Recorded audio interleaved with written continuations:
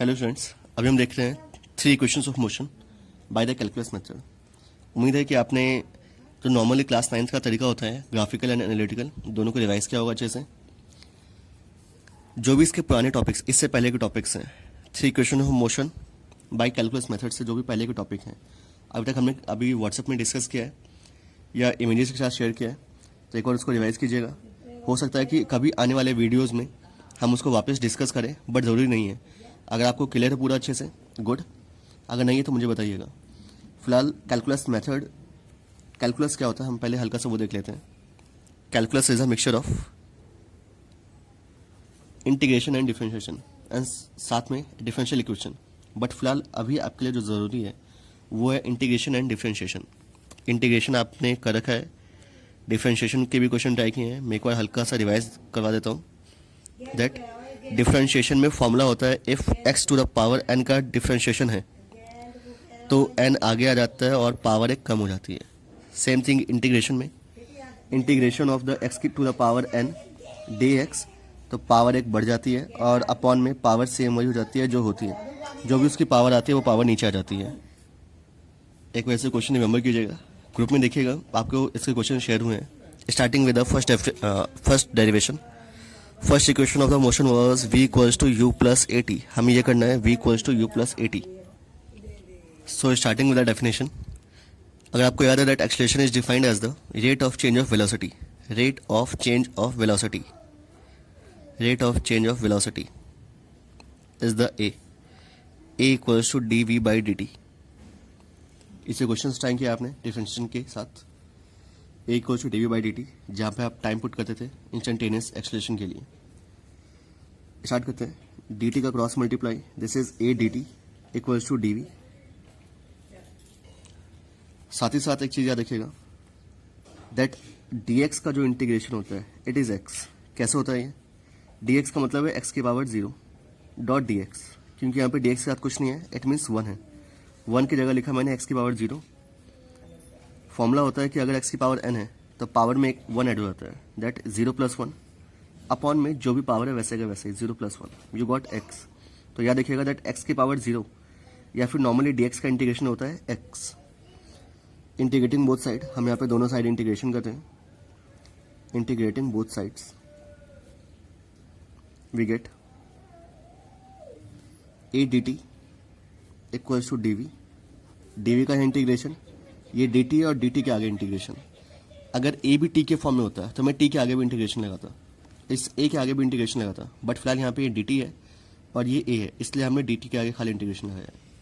Next one is a वैसे का वैसे dt का इंटीग्रेशन t, जैसे dx का इंटीग्रेशन x है वैसे dt का इंटीग्रेशन होगा t और dv का इंटीग्रेशन v। नाउ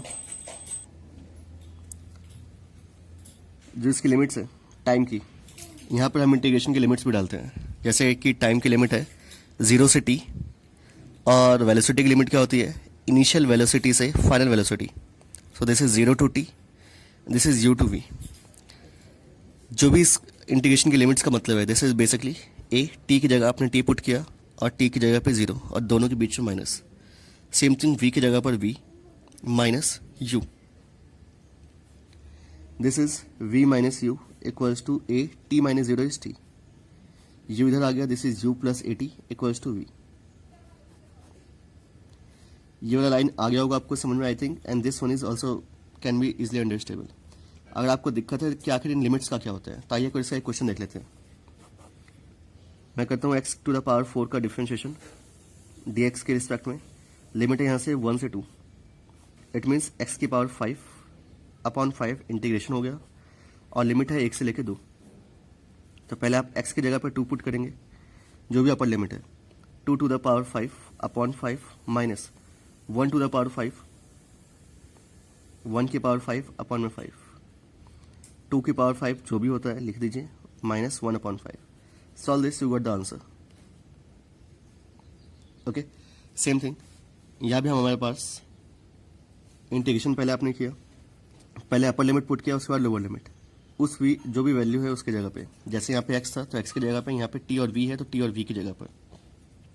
टाइम की लिमिट मैंने यहाँ पे 0 से इनिशियल टाइम से लेके फाइनल टाइम तक लिखा है और वेलोसिटी इनिशियल से फाइनल तक लिखी है। आप चाहें तो टाइम को t1 से t2 और v को v1 से v2 भी ले सकते हैं।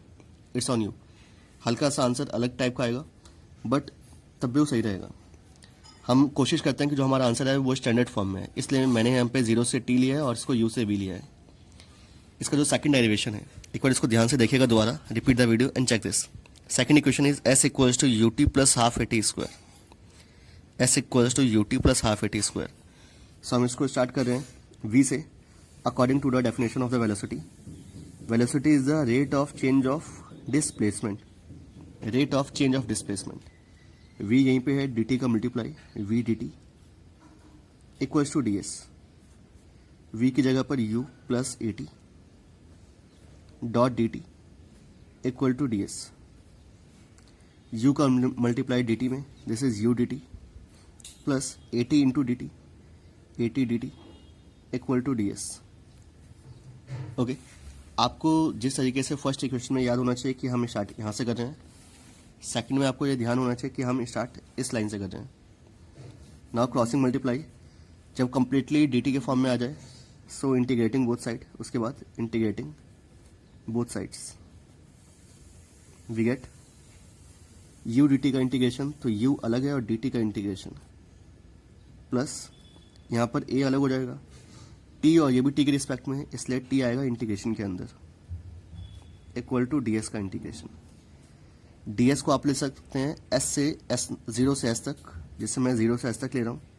आप चाहे तो x नॉट से x तक ले सकते हैं। बहुत सी किताबों में ये होता लिखा हुआ, लास्ट में जो आंसर आएगा वो आएगा x माइनस एक्स नॉट। एक बार आप x पुट करेंगे, एक बार x नॉट पुट करेंगे। मैं फिलहाल नॉर्मल इक्वेशन के हिसाब से जैसा हमारा आंसर अच्छा लगता है देखने में, 0 से s तक ले रहा हूँ। Time is from 0 to t and time is again 0 to t। यहाँ पे t की पावर 1 है, यहाँ पे जस्ट 1 है, यहाँ पे जस्ट 1 है, तो dt का integration is t, q bracket के बाहर है और ये इसकी लिमिट है 0 से t प्लस a। t की पावर 1 है, तो t की पावर 1 का ये हो गया t की power 2/2 and the limit is from 0 to t equal to ds का integration is s and the limit is from 0 to s। u and t minus 0, पहले आपने अपर लिमिट पुट की, this is t minus 0 plus a, t की जगह पर t put किया, this is t square upon 2 minus 0 का square, इसकी जगह पे एक बार 0 पुट किया upon 2 equal to s minus 0, एक बार s एक बार 0। Now solving this we got ut plus a, this is the 0 by 0 is 0, खत्म, at square upon 2 equal to s। इस at स्क्वायर को हम लिख रहे हैं हाफ, आगे एक 1 लगा दिया, कोई फर्क नहीं पड़ेगा, and you got the answer s equals to ut plus half at square. This is the required expression, second equation, this is the required second equation, at square. Okay, याद रखिएगा, इसको भी छोटा सा है, हल्का सा शायद आपको अजीब लगे क्योंकि अभी तक आपने इसे पहले नहीं किया ये, बट इसको एक बार फिर भी ध्यान से देखिएगा। Third expression is v square equal to u square plus 2as और v square minus u square equal to 2as, this one. So start करते हैं। ये वाला हल्का सा अलग है, इसको एक बार ध्यान से देखिएगा। According to the definition of acceleration, जो लाइनें मैं बोल रहा हूँ उसको आप ध्यान से लिखते रहिएगा। According to the definition of the acceleration, a equals to dv by dt, a equals to dv by dt, multiplying and dividing. हम यहाँ पे कर क्या रहे हैं, यहाँ पे एक लाइन लिखिएगा, multiplying and dividing by ds। आप ds से मल्टीप्लाई कर रहे हो, डिवाइड कर रहे हो। dv बाई dt ये पहले था, हमने डिवाइड किया और मल्टीप्लाई किया ds का, यू गॉट a, एक ds इधर चला गया, ds equals to dv upon dt dot ds। Then इसके बाद ds अपॉन dt को हमने साथ में ले लिया, ds अपॉन dt, dv को अलग अलग रखा है और ये सामने ads। ds अपॉन dt क्या होता है, it's v, rate of change of displacement is velocity, dv, this is ads। This is the proper differential equation. Now integrating both side, integrating both sides, we get a ds का integration, क्योंकि ये S के form में है, we D we दोनों we के form में, इसलिए इंटीग्रेशन बाहर ही रहेगा। यहाँ पे वी की पावर 1 है, तो पावर 1 की जगह पे 1 + 1 2/2। लिमिट सभी रखते हैं। ए डी एस का इंटीग्रेशन एस, लिमिट इसकी होगी 0 से एस, और वी की जैसे होती है यू से वी तक, इनिशियल से फाइनल। दिस इज ए, ये भी 0 से एस, ओके, एस की limit. This is S - 0 equal to V की पावर 2/2 यू से वी तक। This is A S equals to V की जगह पर वी, तो v² माइनस वी की जगह पर U, u²/2। This is v² minus u²/2 as का cross multiply 2as equal to v² minus u²। That's the required equation. एक बार देखिएगा इसको भी, लास्ट वाले को ध्यान से, 3 इक्वेशन को अच्छे से देखिएगा, क्योंकि फाइनल्स का तो आते आते इसका वेटेज कम हो जाता है, बट जो आपके पीरियोडिक टेस्ट होंगे, जो स्कूल में टेस्ट होने वाले होंगे, उसमें इनके काम आएंगे, ये इक्वेशंस काम आएंगी। आपके पास डायरेक्टली पूछा जाएगा that derive the expression for the 3 equations of motion by the calculus method. So see this, first से लेके, पहले क्वेश्चन से लेके लास्ट तक देखिएगा अच्छे से, जहाँ तक भी आप पहुँचते हैं। अगर कोई डाउट है इसमें तो मुझे बताइएगा, हम उसको एक बार डिस्कस करेंगे। थैंक यू, मिलते हैं नेक्स्ट वीडियो में।